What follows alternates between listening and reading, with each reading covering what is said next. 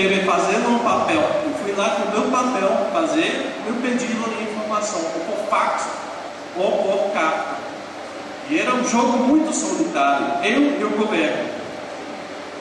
E realmente, se não recebe resposta, às vezes, você fica uma semana, 2 semanas sem resposta, você não sabe o que fazer, não tem ajuda.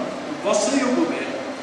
Queremos saber coletivizar esse processo.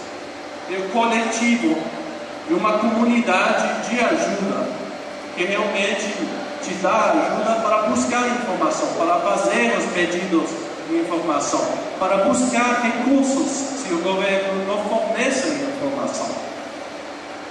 E também se pode provar que o governo está respondendo ou não está respondendo, porque se vai ter todos os dados colocados nesse website.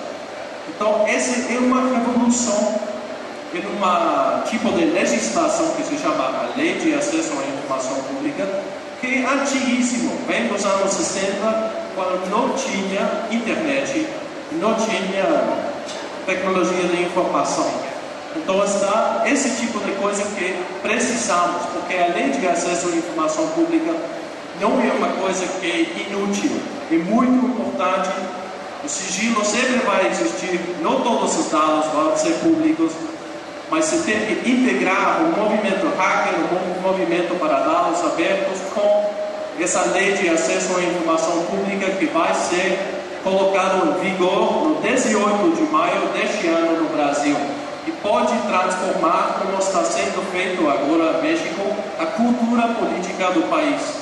E transparência para